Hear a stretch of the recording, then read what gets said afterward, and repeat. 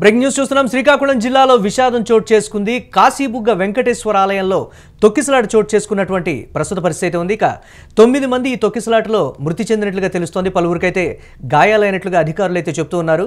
ఈ నేపథ్యంలో ఏకాదశి కావడంతో భారీగా భక్తులు అక్కడికి వచ్చారని అయితే చెప్తూ ఉన్నారు అధికారులు. ఇక మృతుల సంఖ్య మరింత పెరిగేటువంటి అవకాశం అయితే ఉందని కూడా అధికారులు చెప్తున్నారు. సహాయక చర్యలు అయితే ఈ నేపథ్యంలో కొనసాగుతున్నాయి. ఏకాదశి కావడంతో అనుకున్న దానికన్నా అధికారులు ఏదైతే ఏర్పాట్లు చేశారో దానికన్నా ఎక్కువ సంఖ్యలో భక్తులు అక్కడికి వచ్చారని అయితే అధికారులు చెప్తున్నారు. ఈ నేపథ్యంలో తొక్కిసలాట చోటు చేసుకోవడానికి గల కారణాలకు సంబంధించి అక్కడ తోపులాట చోటు చేసుకుంది. అధికారుల సమన్వయం కావచ్చు, వారి నియంత్రణ కావచ్చు, ఇదంతా కూడా కొంత కొరవడిందని అయితే భక్తులు చెప్తున్నటువంటి ప్రస్తుత పరిస్థితి ఉంది. ఈ తొక్కిసలాటలో మృతి చెందిన వారి సంఖ్య మరింత పెరిగేటువంటి అవకాశం ఉందని అయితే చెప్తున్నారు. పూర్తి స్థాయిలో అంటే ఏకాదశి పర్వదినం కావడంతో దర్శనానికి భక్తులు ఎక్కువ సంఖ్యలో రావడం వల్ల తొక్కిసలాట చోటు చేసుకుందని కూడా చెప్తున్నారు. ఇదే అంశానికి సంబంధించి మరిన్ని అప్డేట్స్ మా కరెస్పాండెంట్ వెంకట్ అందిస్తారు. వెంకట్, అధికారులు ఏం చెప్తున్నారు? గాయపడ్డటువంటి వారి పరిస్థితి ఏ విధంగా ఉంది? మృతుల సంఖ్య మరింత పెరిగేటువంటి అవకాశం ఉందని అయితే చెప్తూ ఉన్నారు. పరిస్థితులు అప్డేట్స్ ఏంటి అసలు ఓవరాల్గా? ఎస్ మురళి, గత కొంతకాలంగా కూడా ఈ తొక్కిసలాట ఘటనలు అనేవి కాస్త ఆందోళన కలిగిస్తున్నాయి. ఇటీవల కరూరులో అటువంటి ఘటన కానీ, అంతకుముందు ఈ ఏడాది ప్రారంభంలో సంక్రాంతి సందర్భంగా తొలి ఏకాదశి ఘటనలో కూడా ఎక్కువగా ప్రాణాలు కోల్పోయిన పరిస్థితి. ఇక ఇప్పుడు ఈ కాశీబుగ్గలో అంటే ఇది కూడా ఏకాదశి పర్వదినం సందర్భంగా భారీగా సాధారణంగా వెంకటేశ్వర స్వామి భక్తులు ఎక్కువగా దేవాలయాలకు వెళ్తూ ఉంటారు. కాబట్టి ఎక్కడ అంటే భారీగా అనుకున్న స్థాయి కంటే కూడా భారీగా భక్తులు స్వామివారిని ఈ రోజు దర్శించుకుంటే మంచి జరుగుతుందనే నమ్మకంతో ఎక్కువగా వెళ్లే పరిస్థితి ఉంటుంది. అయితే ఈ రోజు సాధారణంగా దేవాలయ ప్రాంగణం కూడా కాస్త చిన్నగా ఉంటుంది. అయితే అధికారులు చేసిన ఏర్పాట్ల కంటే కూడా భారీగా భక్తులు తరలి వెళ్ళినట్టుగా చెప్తున్నారు.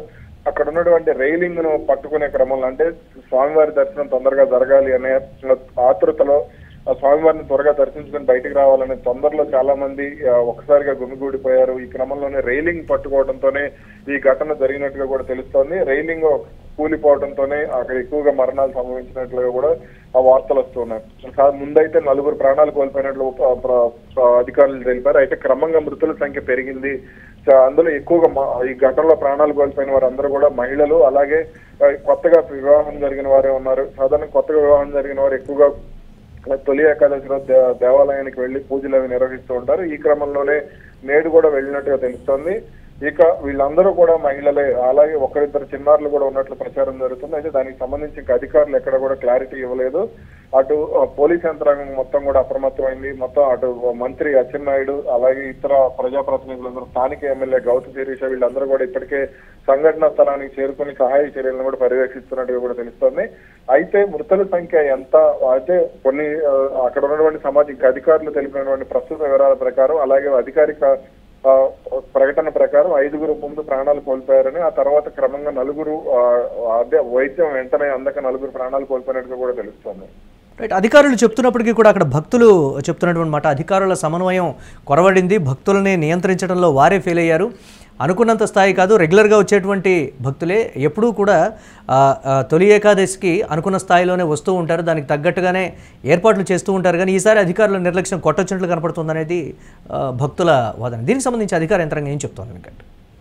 అయితే అధికారులు మాత్రం అంటే సాధారణంగా వెంకటేశ్వర ఆలయాలకు తొలి ఏకాదశి రోజు ఎక్కువగా భక్తుల తాకిడి ఉంటుంది. మనం ఎక్కడ చూసుకున్నా సరే, అది తిరుమల అయినా సరే, మరే వేరే ప్రాంతం అయినా సరే భక్తులు ఎక్కువగా వస్తూ ఉంటారు. కాలినడకన వచ్చేవారు ఉంటారు, అలాగే మొక్కుకున్న వాళ్ళు వచ్చేవాళ్ళు ఉంటారు వీళ్ళు. కాబట్టి నేడు అది ఖచ్చితంగా భక్తుల తాకిడి ఎక్కువగానే ఉండొచ్చు. అయితే అధికారుల ఏర్పాట్లలో కూడా లోపాలు జరిగి ఉంటాయి అనేది కూడా ఇప్పుడు అక్కడ అనుమానం వ్యక్తమవుతుంది. అయితే దీనికి సంబంధించి పూర్తి సమాచారం రాకుండా అధికారులను అయితే నిందించలేని పరిస్థితుంది. ఎందుకంటే ఇటువంటి ఘటనలో సున్నితంగా వ్యవహరించాల్సి ఉంటుంది.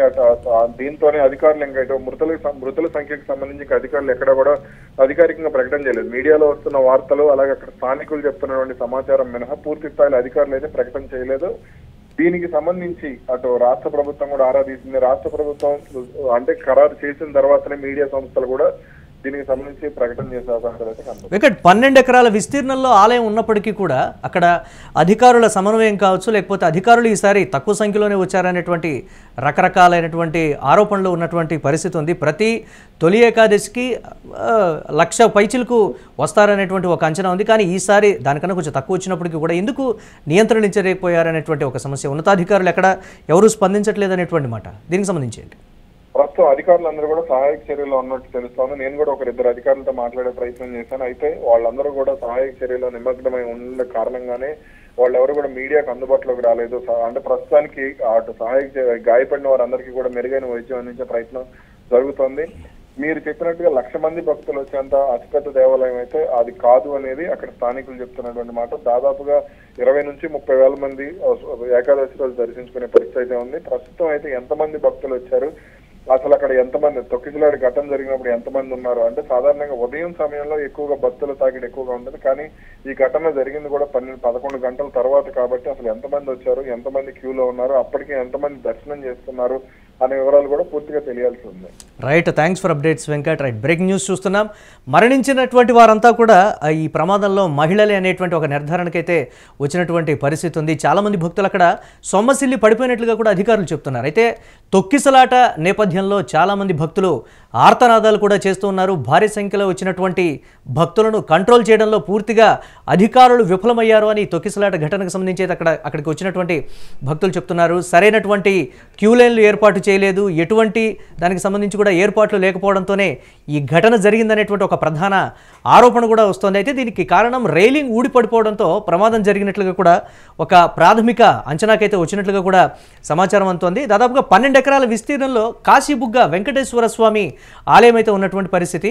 అయితే దీనికి నేపథ్యం తిరుమలలో దర్శనం కాలేదని సొంతంగా ఆలయాన్ని నిర్మించినటువంటి ఒక భక్తుడి కథ ఇది.